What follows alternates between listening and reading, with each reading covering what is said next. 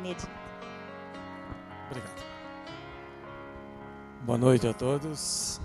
Vocês estão bem? Que bom. Estou vendo bastante gente que eu já conheço, né? Bem, em primeiro lugar agradecer o convite, né, de entrarmos aqui. E hoje o tema é uma das pedras básicas da nossa doutrina, que fala sobre o plano espiritual. O que é o plano espiritual? Muita gente confunde um pouco, né? Quando se fala, mas é mundo espiritual ou é plano espiritual? Os dois querem dizer a mesma coisa.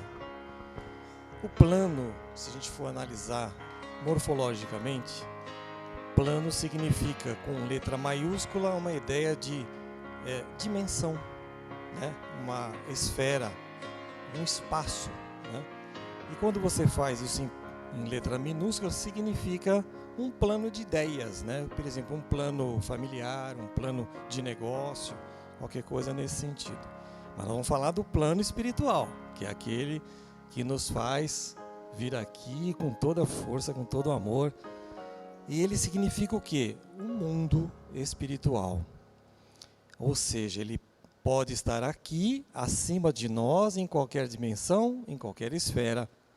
E nós não estamos vendo, porque ele é um mundo invisível.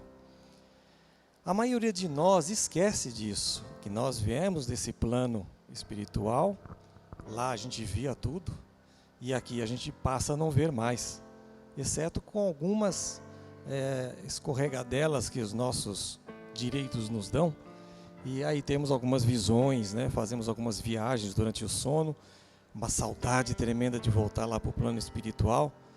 Aí vamos lá bater um papo com os nossos espíritos simpáticos, mas a gente esquece que a gente aqui, nesta terra, somos apenas viajores, somos peregrinos, né? Temporários. E às vezes a gente apressa essa nossa viagem sem querer, por nossa própria imprudência, né? Nós acabamos de ouvir na preleção anterior a questão do motorista, né? Que ele tem que olhar por ele e pelos demais. E muitas vezes a gente vê as pessoas não olhando nem por si, quanto mais pelos demais, né? E acabam entrando em consequências, né, de acidentes, mortes, etc. Ainda bem que Deus não nos deu data marcada, né?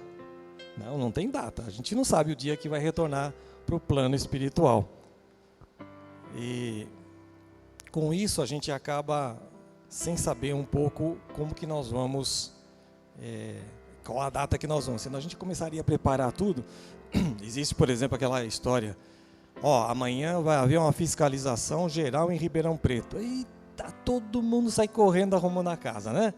As lojas, os escritórios, todo mundo correndo arrumando tudo. Não. Então seria mais ou menos o que aconteceria conosco se a gente tivesse uma data limite marcada. Todo mundo limpando o quintalzinho de casa para não aparecer sujo na hora da passagem. Mas a gente esquece uma condição super importante. Como condição de passageiros, a gente vai acumulando bagagem. Nós temos essa tendência. A gente vai acumulando no decorrer dessa nossa viagem, né, terráquea, vamos chamar assim. A gente vai acumulando bagagem. E a gente se esquece que para uma viagem ser bastante confortável, bastante prazerosa, tranquila, quanto menos bagagem, melhor. E aí eu trago uma contribuição de Emmanuel, que diz que uma criatura de Deus só vai transportar na aduana da passagem aquilo que realmente, exclusivamente como bagagem, houver semeado. Então olha só que interessante, né? Eu só vou levar para o outro lado aquilo que eu semeei. Aquilo que eu amealhei não tem necessidade nenhuma. Então, e como a gente faz, o que a gente faz com isso? Primeiro é a grande lição que isso nos dá, né? De aprender que existe uma ordem, que existe uma hierarquia e que toda essa paz que a gente tem com relação à passagem tranquila, com menos bagagem, nos dá uma passagem mais prazerosa também. Nós passamos a prestar atenção nos detalhes importantes, não só na paisagem. Olhar a paisagem é muito fácil. Ela está ao nosso lado e na nossa dimensão. Aí que a gente começa a fazer o plano de comparação com o plano espiritual. E outra coisa que é importante, a maior lição de tudo isso, para nós, a morte nunca vai servir de passaporte legalizado ou não, gratuito ou pago, para a gente atingir a ventura, não é a aventura, é a aventura espiritual celeste, né? Ou seja, ninguém vai nos passar por decreto. Ninguém vai passar por decreto. Nós vamos todos fazer uma passagem por mérito. Vamos passar? Sim, mas quando nós estivermos do outro lado, não vamos ser melhores ou piores por uma canetada. Nós vamos ser melhores ou piores por aquilo que semeamos, por aquilo que estamos levando como colheita final.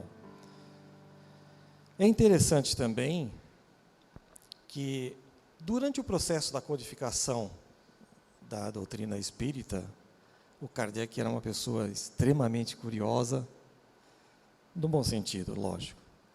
E ele queria saber como é que era esse mundo dos espíritos. Então ele falou, espera um pouquinho, os senhores estão me dizendo que existe um outro mundo além daquele que podemos ver? E os espíritos responderam, sim, lógico. É o mundo dos espíritos, né? É o mundo das inteligências incorpóreas, sem corpo, sem matéria. Então, essa imagem traz uma ideia para nós, que eu estou colocando aqui agora, dos vários planos espirituais que nós temos. Eu gostaria que vocês imaginassem que essa imagem esteja no sentido vertical e não horizontal, simplesmente por um fato. Nós não temos inferior ou superior, nós temos uma qualificação por grau. Mas vamos olhar assim, temos, né, uma ala de escala superior, ou seja, os mais evoluídos, e uma ala de escala menos evoluída, que seria chamada de inferior em termos de evolução. Não que alguém seja menos importante ou seja menos filho de Deus do que o outro, absolutamente, né? Então essa ideia nos traz quantos planos nós temos, né? E alguns podem estar diretamente ligados a nós, aqui, exatamente neste espaço, só que em outra dimensão. Olha que bacana. Nós estamos aqui, convivendo com os nossos irmãos, alguns ainda em estado de perturbação, querendo achar um local. O próprio fato de estarem aqui ouvindo esta conversa nossa, os ajudará a entender algumas coisas, pode abreviar o seu sofrimento. E outros não, outros vieram justamente para nos ajudar, nos fazer participar. Os meus mentores vêm aqui e me colocam palavrinhas na cabeça, né? Me ajudam bastante. Então nós temos todos os graus de espíritos e que estão em diferentes mundos, inclusive nos mundos espirituais. Alguns aqui, alguns outros muito longe, em outros mundos planetários, né? Então eu perguntaria, então, fica aquela pergunta do seguinte, e céu, existe? Olha a perguntinha, baseado na doutrina de Kardec. Céu existe? Inferno existe? Né? Se eles existem, como é que eles seriam? Então a gente traz aqui uma reflexão muito interessante que nos diz o seguinte: é absolutamente incompatível a gente julgar céu e inferno como se fossem coisas totalmente definitivas. Por exemplo, alguém que fez estripulias ou que não cumpriu a sua missão espiritual na Terra, esqueceu-se dela. Chegou aqui, estava tão bom, só regalias, coisas boas, né, acontecendo, e ele esqueceu da missão dele. E por 50, 60, 70 anos ou mais, ele enveredou por outros caminhos e não esqueceu completamente da sua missão.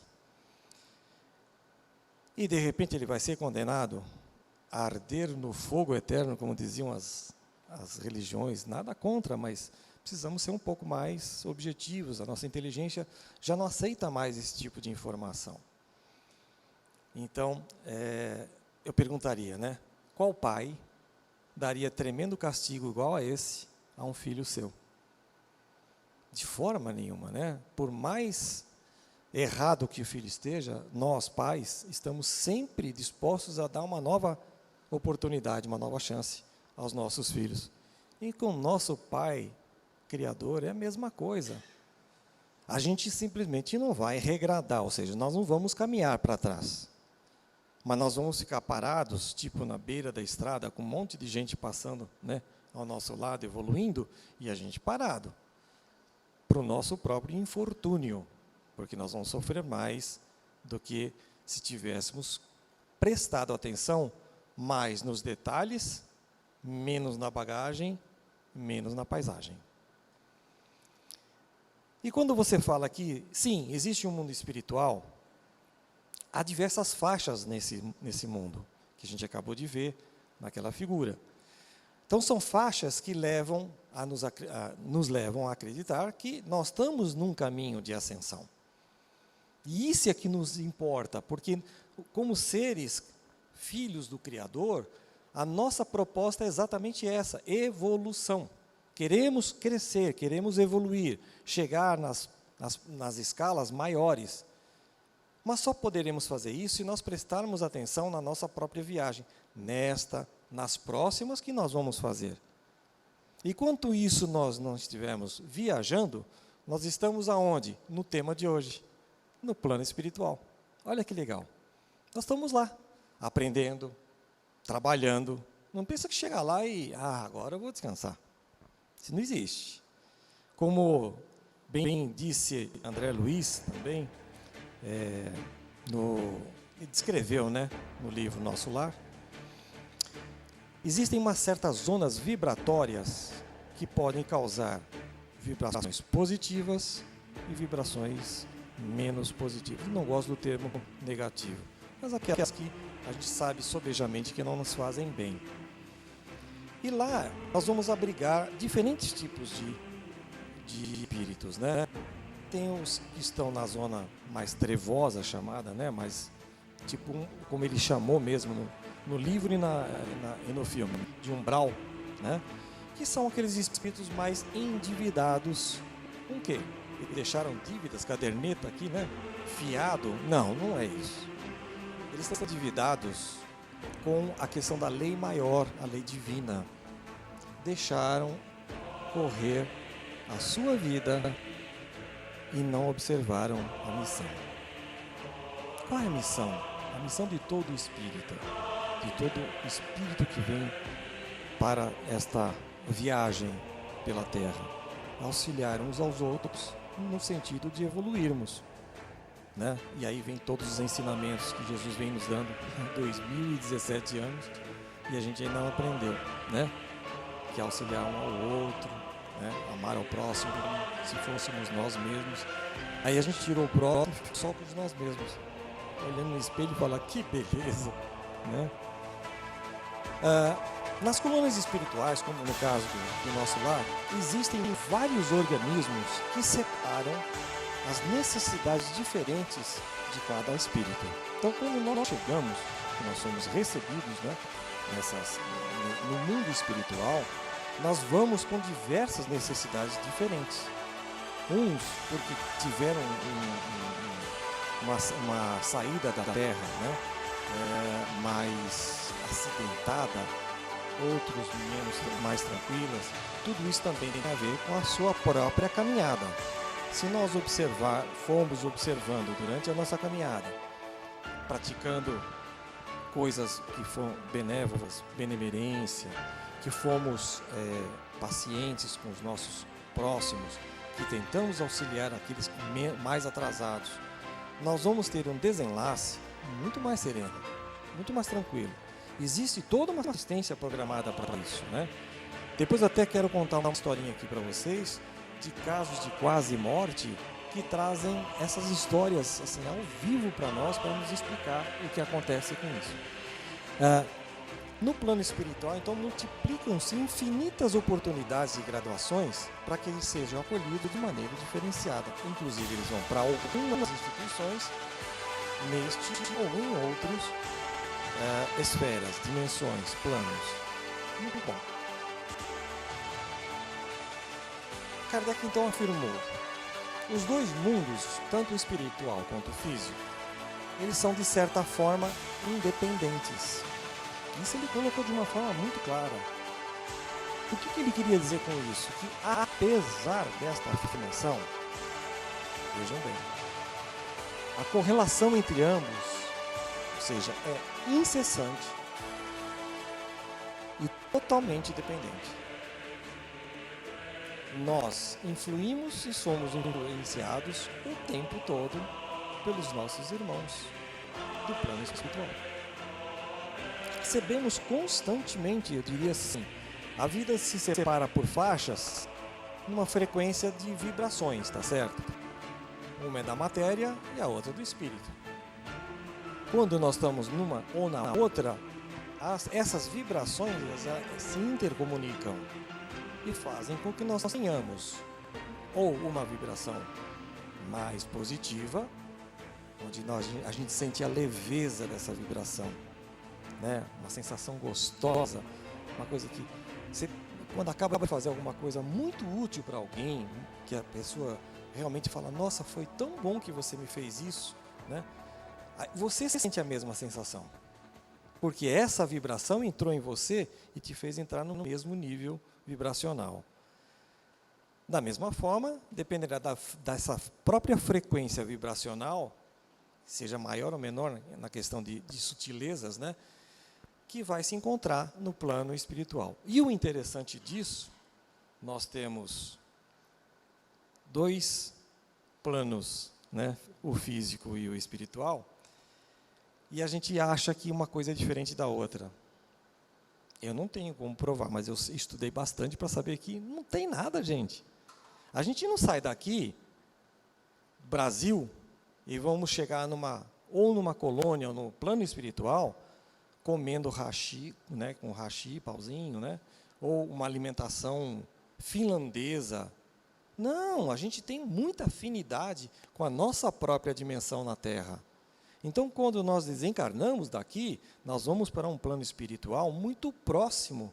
Não estou falando em distância, a gente não consegue medir isso, mas em questão de dimensão, em questão de esfera, em questão de ambiente. Então, não vamos chegar também um francês acostumado a comer aqueles pratos sofisticados, né, e chegar no plano espiritual e está lá, um bacalhau é aqui, né, ele não vai entender nada. Ou então, churrasco do Tchê. Né? Vai ficar bem difícil. Então, as cidades espirituais, elas podem se localizar com quase toda certeza bem acima das nossas próprias cidades. São Paulo, Nova York, Paris, Lisboa, qualquer uma dessas cidades. Então, logo acima, numa dimensão que a gente volta a dizer, a gente não sabe qual é, mas pode existir uma proximidade e cidades iguaizinhas. A descrição está no próprio livro psicografado por André Luiz, dizendo até melhores. Eles têm coisas que a gente fala muito do aerobus, né? Aquela viagem que André Luiz fez com o seu receptor. Então, nós temos coisas que são muito próximas do próprio ambiente vivido aqui na Terra. Por que isso, gente? Porque isso é uma forma de acolhimento. Isso é uma forma de nos levar para um ambiente não tão desconhecido. Aí vocês vão me perguntar: mas Benedito, e o tal do umbral? Né?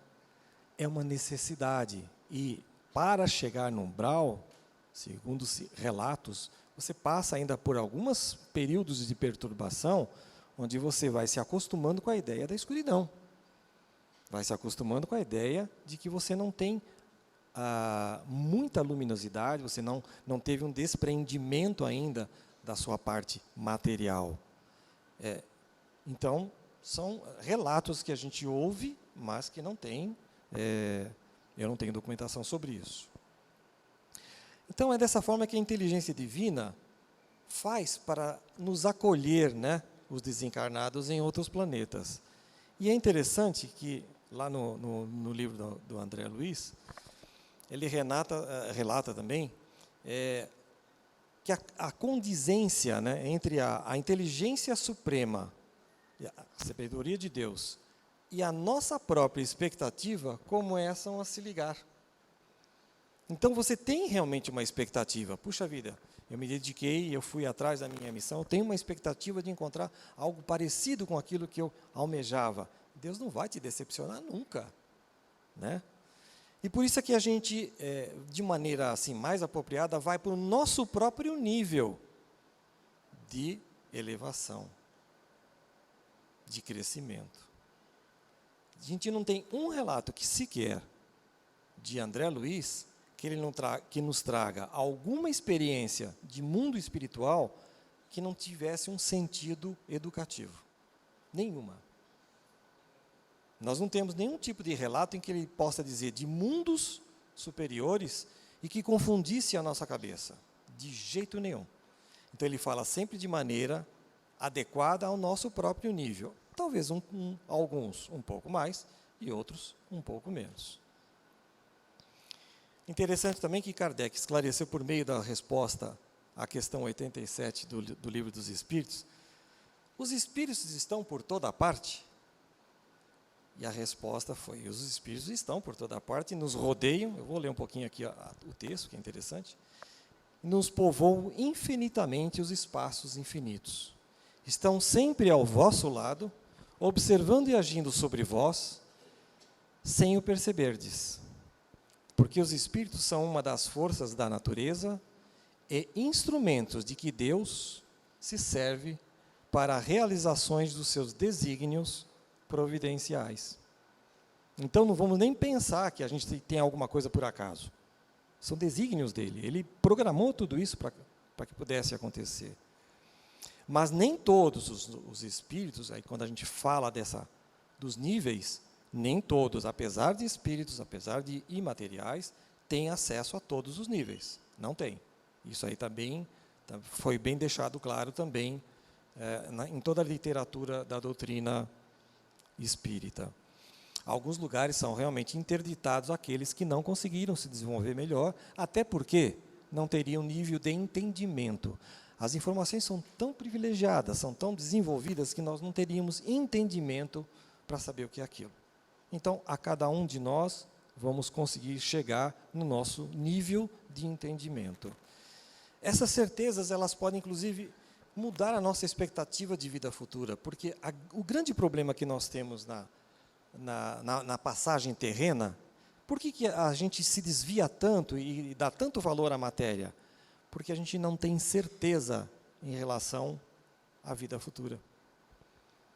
Quando chegou a 168 anos, né, o Espiritismo veio justamente para mudar isso, para nos dar um consolador, dizendo, olha, não é isso que vocês estão pensando, não é a matéria que vai levar vocês a algum lugar. Tá? É a nossa própria dedicação que vai nos levar a uma vida futura, e ela é em base eterna.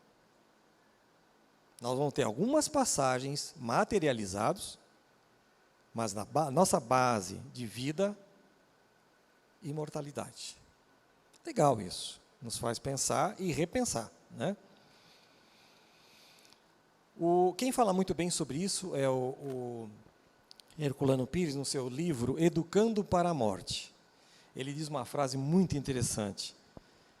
A sociedade humana vem sendo educada para a vida, mas se esquece que vivemos para morrer.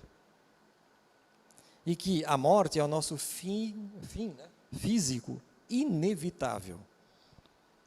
Por quê? Porque é simplesmente temporário.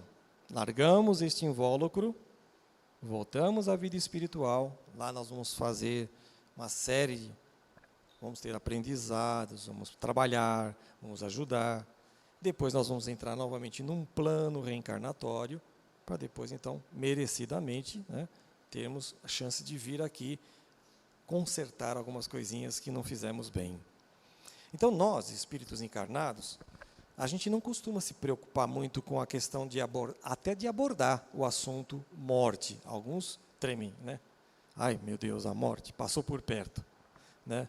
Quando, na verdade, a gente sabe que esse é um fenômeno chamado natural. Por exemplo, enquanto a gente está aqui conversando, sei lá, centenas, milhares de espíritos estão desencarnando neste momento, em qualquer lugar deste planeta, de outros planetas e assim por diante. O quê?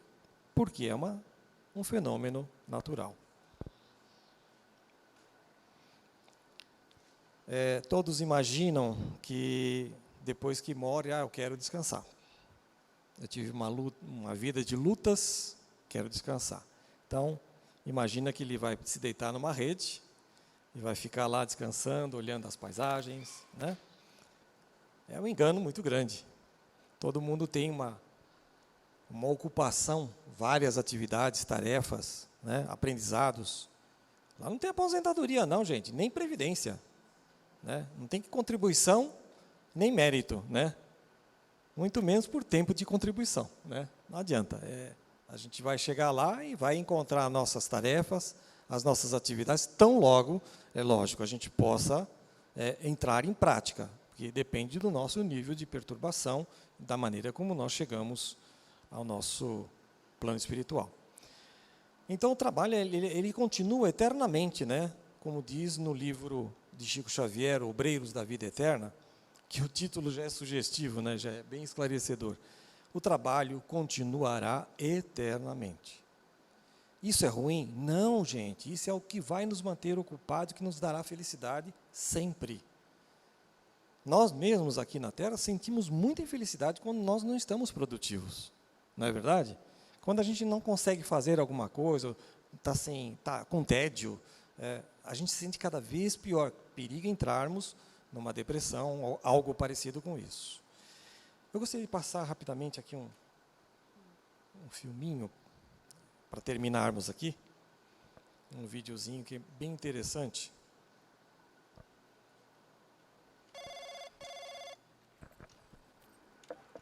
Alô? Senhor Rubens Fonseca de Moraes? Sou eu mesmo. Aqui é do plano espiritual. Da onde? Parabéns, o senhor foi selecionado e acaba de ganhar uma viagem inteiramente grátis. Ah, você está querendo me vender alguma coisa, é isso? Não, senhor. Dinheiro não vale nada aqui no plano espiritual. Ah, minha filha não caiu nessa não. Vocês vêm ligando aqui dizendo que a gente foi sorteado, ganhou alguma coisa, e depois isso é tudo enrolação. E eu ganhei por quê? Porque o senhor mereceu. Não é sorteio, é merecimento. Ah, é? Uma viagem para onde? Para outro planeta. Olha que máximo. Ah, garota, para de palhaçada. Você acha que eu sou o quê? Criança? Pra você ficar me dando trote? Ah, vai procurar o que fazer, vai. Não é trote. O senhor, ao terminar essa encarnação, vai ganhar uma passagem só de ida para outro planeta para continuar a sua evolução. Tá, mas olha só, eu não quero, tá, minha filha? Eu gosto muito aqui da Terra, eu vou ficar por aqui mesmo, tá bom? Eu lamento muito, mas não vai dar. Por quê? Porque a Terra está evoluindo e os espíritos que não conseguiram acompanhar esse upgrade estão sendo convidados a se retirar. Peraí, eu não entendi direito. Então, eu fui promovido? Não exatamente. Digamos que esse planeta está num estágio um pouquinho menos adiantado do que a Terra. Menos adiantado? Bom, no seu caso, a passagem é para um planeta, deixa eu ver, bem menos adiantado do que a Terra. Digamos que o povo lá, assim, não tem luz elétrica, água encanada, não tem internet. Olha que fofo. Digamos que é um estilo, assim, meio rústico, todo trabalhado na pedra lascada. Uma graça. Mas isso é um absurdo, minha filha. Como assim? Como é que eu vou pra lá, pra esse lugar? Mas veja pelo lado bom. Lá o senhor vai conseguir ajudar aquela civilização no seu adiantamento com os seus conhecimentos tecnológicos. Que conhecimentos tecnológicos, garota? Eu não sei nem instalar um ventilador de teto, eu vou ajudar o quê na evolução desse lugar? Vai sim, senhor Rubens, não se preocupe. Essa é a beleza das leis de Deus. Aqui o senhor se tornou um atrasado, mas lá será peça fundamental para as engrenagens da vida. Engrenagens da vida. Mas isso é um absurdo, sabia? Vocês tinham que ter me avisado que era pra eu me preparar que a Terra ia mudar. Senhor Rubens, só o que a gente tem feito é avisar há pelo menos 2000 anos. Os mansos herdarão a Terra, lembra? Mas eu sou manso, minha filha. Eu sou muito manso, eu nunca bati em ninguém, não. Senhor, ser manso é não agredir nem física, nem moralmente ninguém. Não era o senhor sendo homofóbico, deixa eu ver, durante toda a sua vida? Ah, então é isso, né? Essa ditadura gaysista, né? Então, minha filha, se o mundo vai virar gay, então você me tira daqui, que é o melhor mesmo, entendeu? O mundo é gay, querido. É gay, é feminino, é hétero, é transsex, é negro, é asiático, é nordestino, é muçulmano, é budista, é cristão, é ateu. Enfim, se uma dessas características te incomoda, a gente já pode estar agendando a sua viagem. Moça, vocês não podem fazer isso comigo, não. Eu não fiz nada, eu não fiz nada. Exatamente. O senhor não fez nada, Rubens. A fila anda, perdeu o bonde. Mas olha só, eu também fiz coisas boas, isso não me rendeu nada não? Claro que sim. E aí que vem a boa notícia. O Senhor não vai para esse planeta em qualquer voo, não. Tem até refeição. Ah, pelo menos isso, né? Um saquinho de amendoim e um guaravita.